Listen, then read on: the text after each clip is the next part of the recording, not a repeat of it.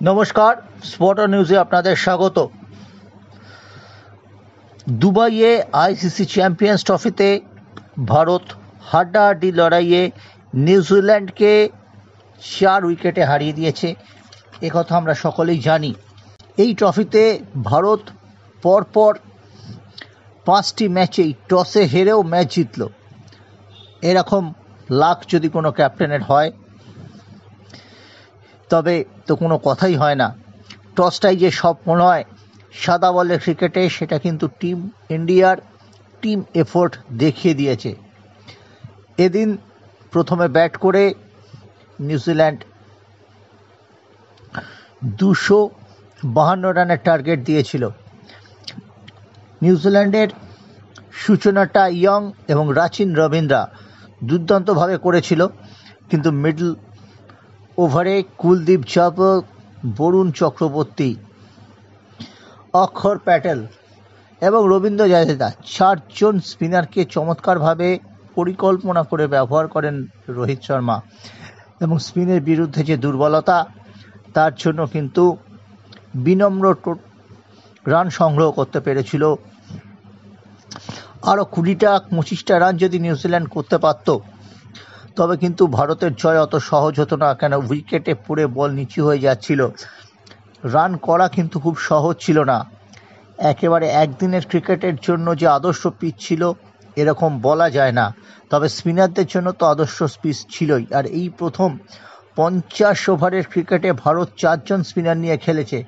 Bharat 4জন spinner নিয়ে টেস্টে খেলতো ভেঙ্কটরাঘবন, বিশাং সিং বেদি, প্রসন্ন, চন্দ্রশেখরের আমলে, কিন্তু এখানে 4জন এই যে স্পিনারের মধ্যে কুলদীপ যাদব ছাড়া 3জনই কিন্তু অলরাউন্ডার। অক্ষর প্যাটেল ভালো মিডল অর্ডারে ব্যাট করেছেন, রবীন্দ্র জাদেজা 8 নম্বরে এসে দৃঢ়তা দেখিয়েছেন এবং উইনিং স্ট্রোক তার ব্যাট থেকেই এসেছে। উইনিং স্ট্রোক নেওয়ার ব্যাপারে তার একটা অসম্ভব ভালো নজির রয়েছে বিভিন্ন টুর্নামেন্টে।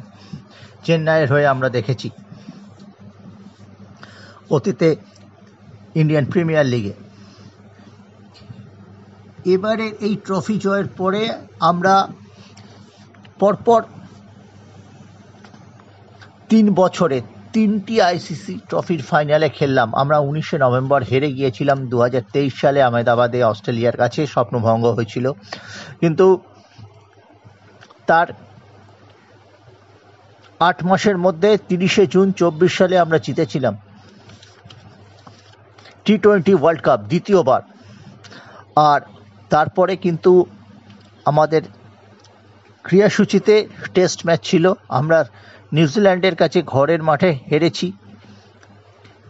লজ্জার হার, হোয়াইট ওয়াশ হয়েছি। আমরা অস্ট্রেলিয়ায় গিয়ে দাঁড়াতে পারিনি। গৌতম গম্ভীর রাহুল দ্রাবিড়ের জায়গায় তিনি এসেছিলেন টি-20 ওয়ার্ল্ড কাপের পর। তার কোচিং নিয়ে প্রশ্নচিহ্ন ছিল, কিন্তু সেইগুলো আপাতত স্থগিত হয়ে গেল এই সাফল্যে। গৌতম গম্ভীর পায়ের তলায় ভারতীয় দলের কোচ হিসেবে নিশ্চয়ই মাটি পেলেন।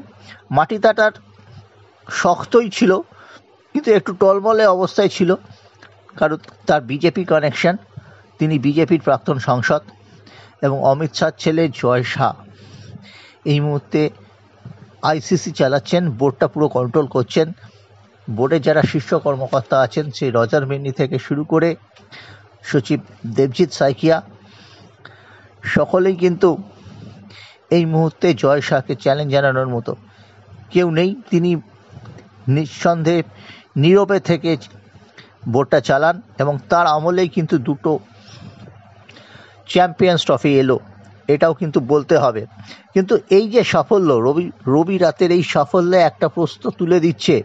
আমরা জানি সচিন তেন্ডুলকার ভারতীয় ক্রিকেট জনতার কাছে ঈশ্বর, মহেন্দ্র সিং ধোনি তার মতো সফল ক্যাপ্টেন ভারতে নেই।